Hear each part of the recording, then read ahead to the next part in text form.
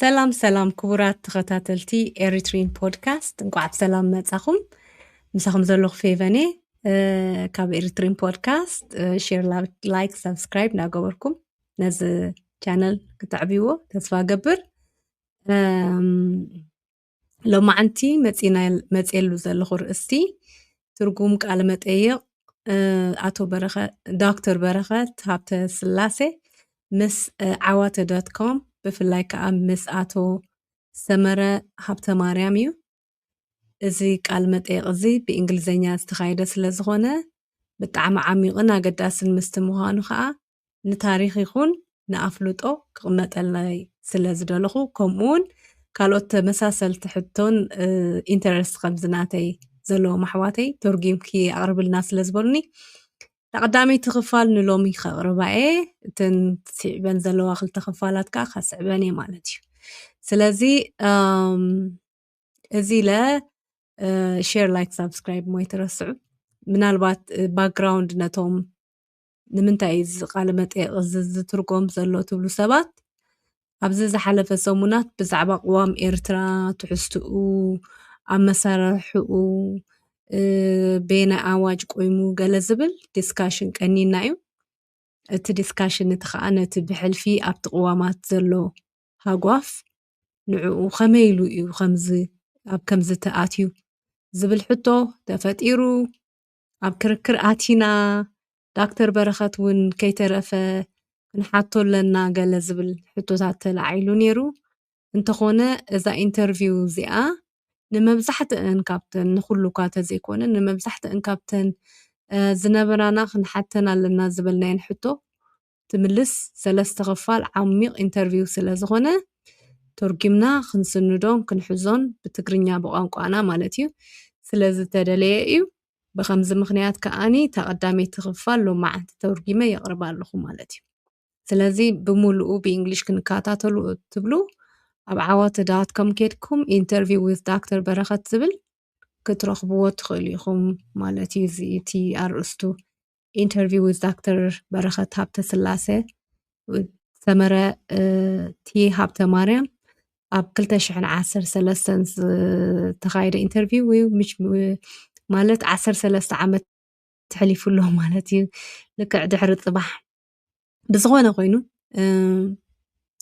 እዚ መስልቲ ባክግራውንድ ሕጂ ግዜ ከይበልዓልኩም ትኺለ ናብቲ ኢንተርቪው ከኣቱ እየ ማለት እቲ ኢንተርቪው ሌይኣውት ናቱ ወይ ከዓኒ ኣሰራርዑኡ ሰመረ ቀስ እንዳገበረ እዩ ደኣቱ ንምንታይ እዚ ኢንተርቪው ገይርዎ ገለ እንዳበለ ቁሩብ ንእሽተይ መእተዊ ትፅሕፍ ኣላቶ ብድሕሪኡ እቲ ሰመረ ዳክተር በረኸት እዩ ዝብል ትፅሑፍ ከምዚ ትሪእዎ ዘለኹም ኣብዚ ስለዚ ሰመረ ክብል ከሎ ትሕቶ እዩ ዳክተር በረኸት ክብል ከሎ ከዓ ትመልሲ እዩ እዚ ሕጂ ከም ዘለዎ ዳርጋ ብዝተኻለኒ መጠን ናብ ትግርኛ ተርጊመ ኣለኹ ጌጋ ኣተረጎማ ትብሉ ተኮይንኩም ከዓኒ ርእቶ ክቕበል ፈቃደኛ እየ ደስ ይብለኒ ማለት እዩ የቐኒለይ ከዓ ቀዲመ የመስግነኩም ስለዚ እዚ ለ ብቐጥታ ናብታ መደበይ ከኣቱ ሰመረ ብቲ መእተዊ ዝገበሮ ንእሽተይ ዝርርብ ኣብቲ መጀመርያ ፓራግራፍ ንዳክተር በረኸት ቃለ መጠይቕ ክገብር ዝብል ሓሳብ ካብቶም ብዙሓት ብብስለት ሓሳቦም ዘካፈሉኒ ሰባት ዝረኸብክዎ ግብረ መልሲ እዩ ሓደ ካብቲ ቀንዲ ዕላማይ ኣብዚ ፅሑፍ ጥዕና ዘለዎ ምብህሃል ንምድንፋዕን ንሓቅን ዕላማ ፍትሕን ምግልጋልን ንኩልና ኤርትራውያን ኣብ ዘገድሱ ጉዳያት ሓባራዊ ርድኢትና ኣብ ምዕባይ ንእሽቶ ተራ ክንፃወት ተስፋ ገብር ንሓደ ኣንባቢ ኣብ ዝሃብክዎ መልሲ ኣብቲ ኣርእስቲ ዓሚቐ ኩዒተ ክምለሰካ እየ ዝብል ቃል ኣትየ ነይረ እዚ ድማ ክሳብ ሕጂ ኣብዚ መዳይ ክገብሮ ዝኽኣልኩ እዩ እዚ ቀዳማይ ክፋል ናይቲ ቃለ መሕትት እዩ ካልኣይ ክፋል ኣብ ምድላው ስለ ዘሎ ገለ ሕቶታትኩም ኣብኡ ክተእትዉ መደብ እንተለኩም ብትሕትናን ብቕልጡፍን እንተተካፍሉኒ ፅቡቕ ነይሩ ንርእቶታትኩም ብውልቀይ መልሲ ክህበሉ ኣይክእልን ይኸውን ግን ብዕቱብ የንብቦን የስተንትኖን ከም ዘለኹ ግዜ እንተፈቒዱለይ ድማ ንኩሎም መልሲ ክህብ ደስ ከም ዝብለንን ከረጋግፀልኩም እፈቱ ሰመረ ሕጂ أمزيلو ناب حتو دايركت لأتيلو خابز حجي سمرة دكتور برخت እንዳበልኩ ምልልስ ዘንብበልኩም እቲ ሕቶን መልስን ማለት እዩ ሰመረ ኣብ ዝሓለፈ ጽሑፈይ ንሓዳስ መጽሓፍ ነፍሲር ስዩም ሓረጎት ዝሃየስኩሉ ቀንዲ ደራሲ ቅዋሚ ኢለ ጠቒሰካ ነይረ ምስ ኣንበብካዮ ድማ ደዊልካ ተቃውሞኻ ገሊጽካለይ ስለምንታይ ተቃዊምካ ቀንዲ ደራሲ ናይቲ ቅዋም ኣይኮንካ እንዲኻ ንስኻ እንተዘይኮንካ መን ምዃኑ ክትነግረና ትኽእል ዶ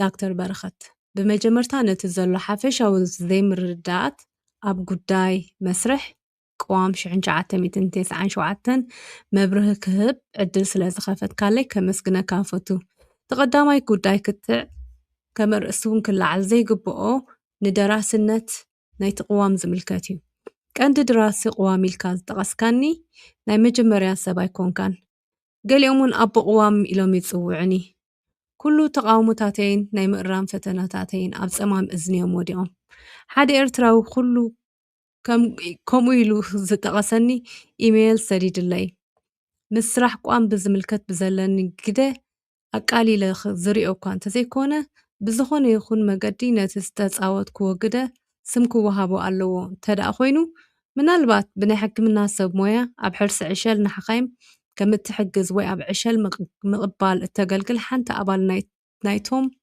ኣገልገልቲ ብምባል ክግለጽ ዝያዳ ቁኑዕ ክኸውን ከም ዝኽእል ክምልሰሉ እዝክር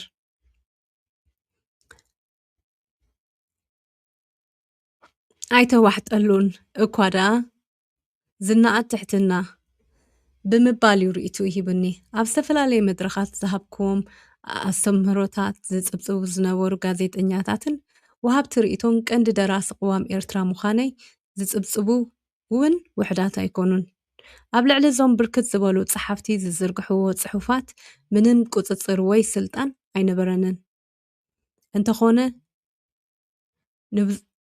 ንብዙሓት ካብቶም ምሳይ ኣብ ፈጻሚት ጉጅለ ናይ ኮሚሽን ቅዋም ዝነበሩ ብፍላይ ከዓ ሓሙሽተ ካብኣቶም ከምኡውን ንነፍሴር ስዩም ሓረጎት ከም ዝቆጥዖም ክርዳእ ክኢለየ ነዚ ኣብ ምኽንዮም ከዓ ኣብ ልዕለይ መሪር መጥቃዕቲ ፈንዮም እዮም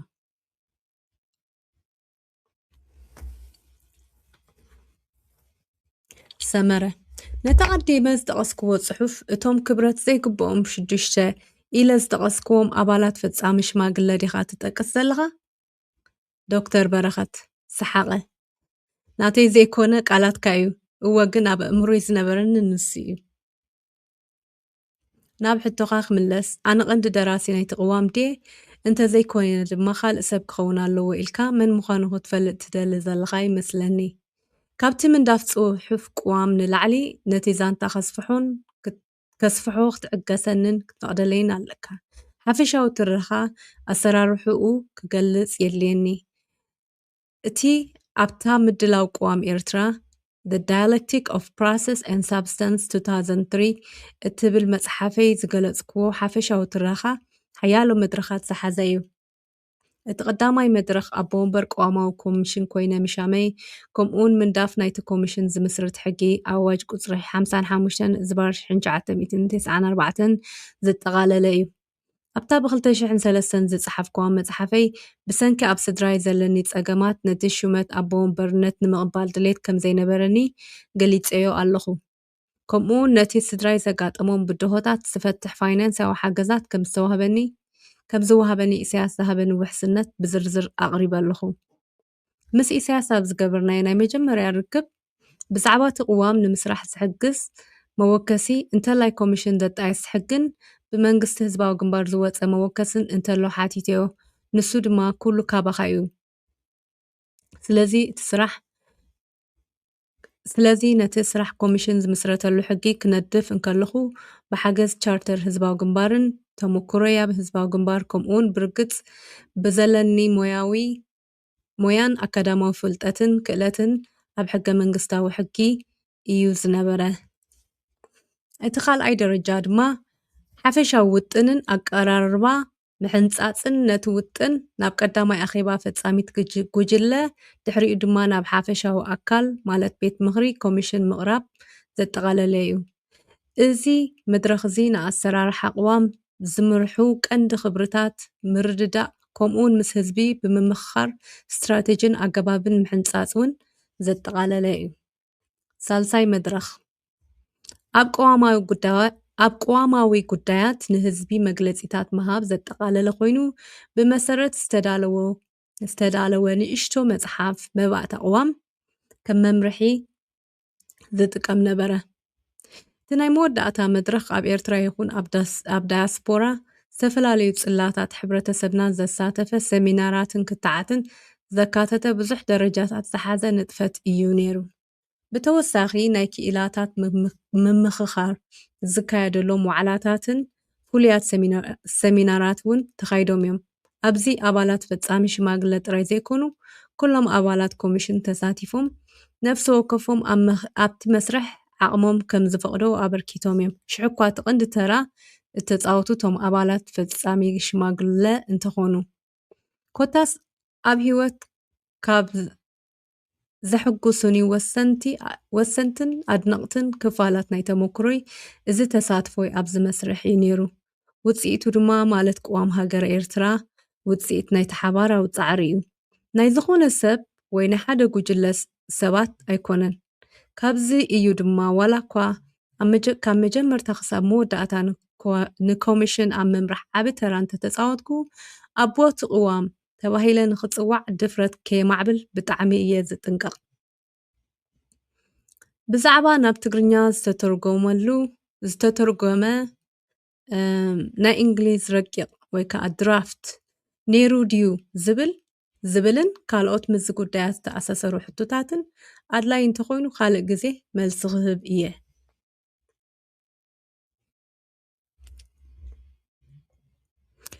ነዚ መልሲ ናይ ተቐዳመይቲ ሕቶኻ ካብታ መቕድም ናይ ኣቐዲመ ዝጠቐስክዋ መጽሓፈይ ዝተወስደ ክፍሊ ብምጥቃስ ክዛዝሞ እደሊ። ካብ መቕድም ሕጂ ኣንደር ኮቴሽን ማለት እዩ። ኣብ ብዙሓት ናይ ዓድታትን ከተማታትን ኣኼባ ኣብ ናይ 3 ዓመት ናይ ቅዋም ምስራሕ ከይዲ ካብ 1994 ክሳብ 1997 ሓሳባቶም ንዝገለጹን ንኹልና ዘካፈሉና ልቦናን ነቲ መስርሕ ድማ ዘህብቶምውን ማእለያን ዘይብሎም ኤርትራውያን ልዑል ምስጋናይ ይኹኖም። ኣብዚ ረዚንን ታሪኻውን መስርሕ ምሕጋዘይን ሰባት ሓሳባቶም ክገልጹ ብምኽኣለይን ኣብ ሂወተይ እቲ ብቐሊል ዘይርከብን ፍሉይ ክብርን ይስማዓኒ። እቲ ካብ ኩሎም ኣብዚ መስርሕ ዝተሳተፉ ብፆትን ብፍላይ ከዓ ኣባላት ኮሚሽን ቅዋም ዝመሃሩኒ ኩሉ ጥበብን ፍልጠትን ልቦናን ንክገልፆ እኹል ቃላት የብለይን። ምስጋናይ ንኩሎም እናገለጽኩ ኣብ ገለ ክፋላት ዝቕዋም እዚ ድማ ነፀብራቕ ኣበርክቶኦምን ብልሒ ናይቲ ንዘመናት ዝፀንሐ ልምድታትን ኣኽብሮት ሕግን ፍትሕን ህዝብና ክርእዩ ተስፋ እገብር። ሰመረ ብዙሕ ኣገደስቲ ጉዳያት ኣልዒልካ ኣለኻ።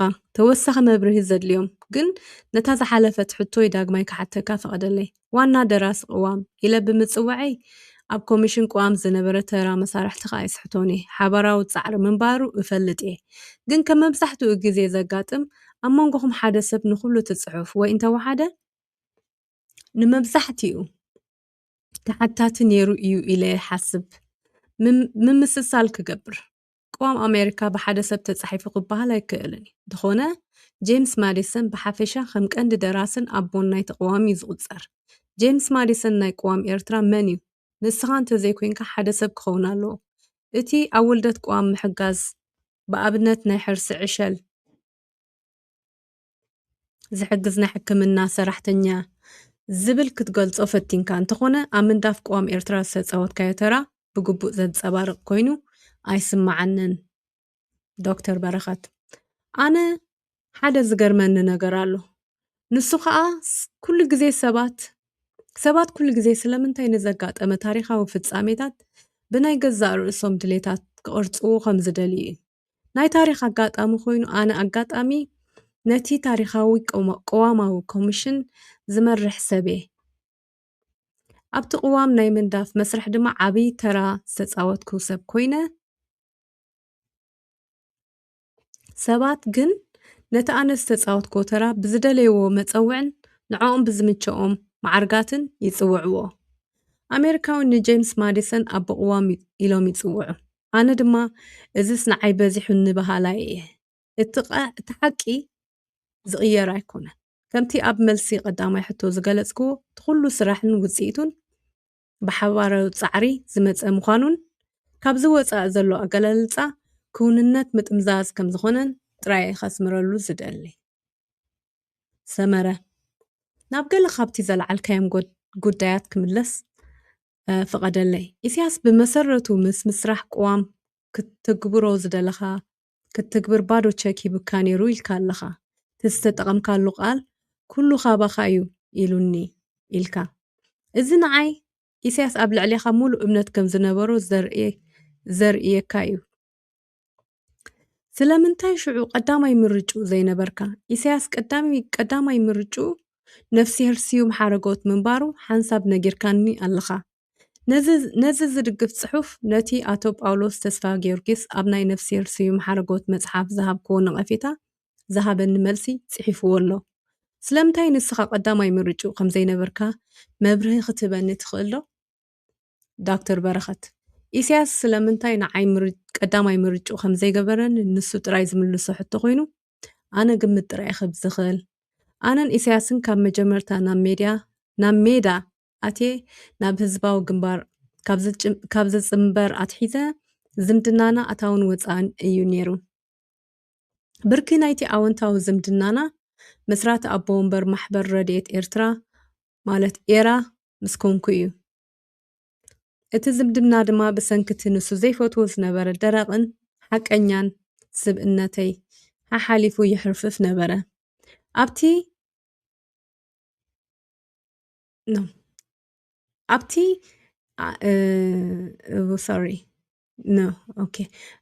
እቲ ኣብ ሰውራ ኤርትራ ዝነበረን ተራ ክኸስሮ ስለዘይደለየ ግን ተፃዊሩኒ ክሳብ ፅድያ 1990 ነታ ኣንቢብኩምዋ ዘለኹም ኣስተንትኖ መጻኢ ፖለቲካዊ ስርዓት ኤርትራ እትብል ንእሽቶ መጽሓፍ ምጻሕተምክዋ ኣብታ ንእሽቶ መጽሓፍ ኣብታ ብዙሕነት ሰልፍታት ዝሰፈነላ ኤርትራ ተጋድሎ ሓርነት ኤርትራ ኣብ ሓፈሻዊ ምርጫ ክሳተፍ ክዕደም ከም ዘለዎ ጽሒፈ ነይረ።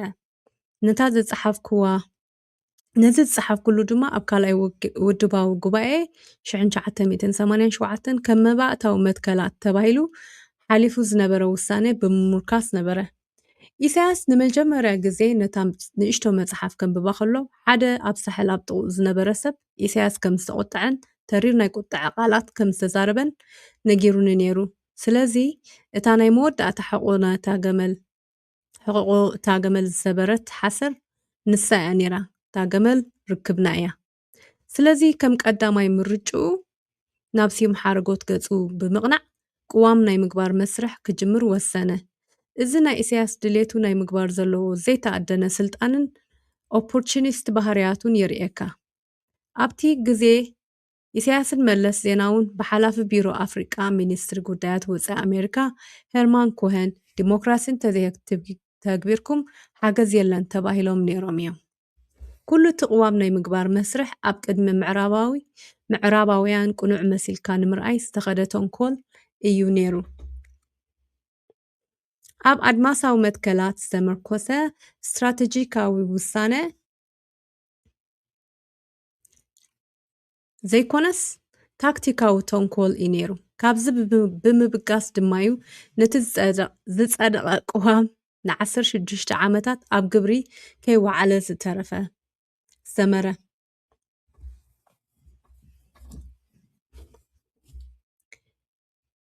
ኢሳያስ ነቲ ብዙሕነት ሰልፍታት ዝብል ሓሳባትካ ከም ዘይፈትዎ ካብ እሙናት ምንጭታት ሰሚዕኻ እናሃለኻን እናፈለጥካን ስለምንታይ ኣካል ናይቲ ኣብ ፅድያ 1990 ንኢሳያስ ዘቆጥዐ ክቕበሎውን ዘይክእል ሰነድ ኣብ ምድላው ሕራይ ኢልካ ሽመት ተቐቢልካ ወይስ ንድሕሪት ተመሊስካ ትዝክሮ ዘለኻ ሽዑ ዘይሓሰብካዮ ሓሳባት እዩ? ዶክተር በረኸት ብዙሕነት ሰልፍታት ሓሳበይ ጥራይ ኣይኮነን ኣብ መላእ ዓለም ተቐባልነት ዘለዎ ሓሳብ እዩ። ህዝባዊ ግንባር ድማ ኣብ 1987 ኣብ ዝተሳተፍ ኩሉ ካልኣይ ጉባኤ ከም ሓደ ካብ ውሳኔታቱ ኣሕሊፍዎ ነይሩ እዩ። ኣገዳሲ ኣካል ዲሞክራሲ ስለ ዝኾነ ውልቀ መልእኽቲ ከይተረፉ ንይምሰል ኣብ ጽሑፍ ዘስፍርዎ እዩ። ሕቶት እቲ ዝሓተትካዮ ብግልባጡ ተዝሕተት ማለት ከምዚ ሽመት ኣቦ ወንበርነት ኮሚሽን ቋም ምቕባል እንተተኣቢ ኢሳያስ ዶክተር በረኸት ከመይ ጌርካ ኣካል ናይቲ ትቃለሰሉ ዘጸናሕኻ ሃገርካ ናብ ዲሞክራስያዊ ምዕራፍ ዘሰጋግር ታሪኻዊ መስርሕ ምዃን ተኣቢ ኢሉ ዶ ኣይምወንጀለካን ኢልካ እንተተሓተኒ ዝያዳ ትርጉም መሃበ። እቲ ቀዳማይ ምኽንያተይ ዲሞክራስን ሰብኣዊ መሰላትን ንዓይ መሰረታዊ መትከላት እምበር ከም ድለይካ ተሓቕፎምን ትድርብዮምን ኣይኮኑን። ኢሳያስ ግን ከምዚኦም ዝኣመሰሉ መትከላት ከም ታክቲካዊ ተንኮል ኣብ ዝጠዓሙ ክሓቕፎምን ኣብ ደስ ዝበሎም ድማ ክጉሕፎም እዩ ዝረኣይ።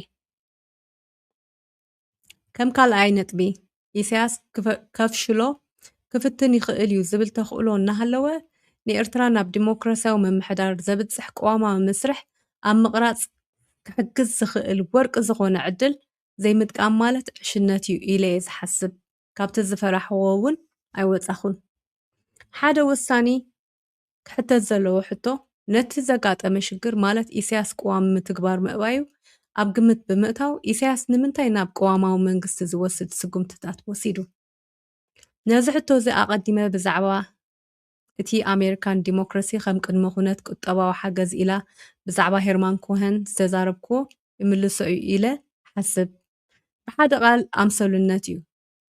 ነቲ ሕገ መንግስቲ ንምትግባር ምእባዩ ድማ ነቲ ኩናት ባድመ ምስ ወያነ ከም መምኽኔታት ተጠቒሙሉ ኣብ ህዝቢ ኤርትራን ብልሑን ብስለቱን ዘለዎ ንዕቀት ከዓ ይረኣየካ።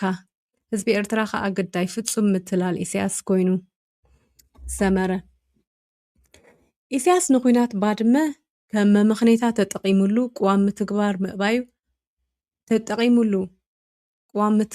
ይቕሬታ ኢሳያስ ንኩናት ባድመ ከም መምኽኔታት ተጠቒሙ ቅዋም ምትግባር ምእባዩ ብዙሕ ግዜ ዝወሃብን ብመጠኑ ንኽትርድኦ ቀሊልን እኳ እንተኾነ ዕምቆት ዝጎደሎ ኮይኑ ይስማዓኒ።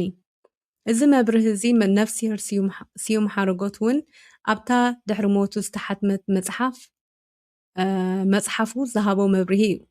ቋም ኤርትራ ብ23 ጉንቦት 1997 ጸዲቑ። ኩናት ባድመ ድሕሪ ሓደ ዓመት ጥራይ ብጉንበት 6 1998 ተላዒሉ። ኣብ ውሽጢ እቲ ዓመት እቲኣ ቅዋም ከተግብር ዘይምኽኣል እዩ እንታይ ምኽንያት ዘቕርብ ይመስለካ? እቲ ኩናት ነቲ ኣቐዲሙ ዝወሰዶ ውሳነ ደገፍ ዝህብ ክኸውን ይኽእል። ነቲ ቅዋም ምትግባር ዝኣበየሉ ቀንዲ ምኽንያት ግን ኣይነበረን። ዶክተር በረኸት ቅዋም ኣብ ውሽጢ ሓደ ዓመት ክትግበር ከም ዝኾነ ዘይወግዓዊ ኣፋዊ ሓበሬታታት ካብ ገለ ሰበስልጣን ንሰምዕ ነርና ኢና። ቅዋም ብቕልጡፍ ኣብ ግብሪ ክውዕል ዘይደፋእናሉ ምኽንያት ካብ ቅንዕናን ልቦናን ዝብገስ እዩ። ናይ ሎጂስቲክ ጉዳይ ሓደ ካብቲ ቀንዲ ወሰንቲ መሓነቆታት እዩ ነይሩ። ካልኣይ ከዓ ምስ ድንጋጌታት ቅዋም ዝፃረሩ ኣዋጃት ምፍታሽ ኣድላዪ ነይሩ። ከም ኣብነት ፍሉይ ቤት ፍርዲ ዝተመስረተሉ ኣዋጅ። ቅዋም ንኽትግበር ኣቐዲምካ ክፀሪ ዝግብኦ ብዙሕ ነገር ነይሩ። ነዚ ምኽነይ ብምግባር መንግስቲ ሓንቲ ፍልይቲ ቅዋም እተተግብር ብወይዘሮ ኣስካሉ መንቆሬስ እትምራሕ ኮሚቴ መስረተ። እታ ኮሚቴ ሓደ ግዜ ጥራይ ተኣኪባ ብድሕሪኡ ካብ ኮሚቴ ይኹን ብዛዕባ ኮሚቴ ዝወፀ ወላ ሓደ ፀብፃብ ይኹን ሓበሬታ ኣይተሰምዐን። እዚ ከዓ ኢሳያስ ነታ ኮሚቴ ንሸፈጥ እምበር ናይ ብሓቂ ቅዋም ከተግብር ኢሉ ከም ዘይመስረታ ድሒርና ክንግምግም ክኢልና። ድሓር ከዓ ኣብ ግንቦት 1998 እታ ሃገር ምስ ኢትዮጵያ ናብ ኩናት ወሰዳ ድሕሪ ሓደ ዓመት እቲ ቅዋም ካብ ዝጸድቕ ኣብቲ ቅድሚኡ ዝነበረ ሙሉእ ዓመት ከ መምኽነይቱ እንታይ ነይሩ ኢልካ ሓቲትካኒ ማለት ስለምንታይ ኣብ ውሽጢ ዓመት ሙሉእ ግንቦት 1997 ክሳብ 98 ቅዋም ዘይተተገበረ ኢሳያስ ነቲ ሕገ መንግስቲ ከተግብሮ ስለ ዘይደለየ ኣይተግበሮ ከምኡውን ንምንታይ ከተግብሮ ዘይደለየ ዝብል ሕቶ ከምኡውን ንምንታይ ነቲ መስርሕ ብመጀመርታ ፈቒዱ ዝብል ሕቶ ድሮ መሊሰዮ እየ መስለኒ ኩናት ባድመ ኣብ 2000 ዓመተ ምህረት ምስ ተዛዘመ እውን ተኾነ እቲ ቅዋም ዘይምትግባሩ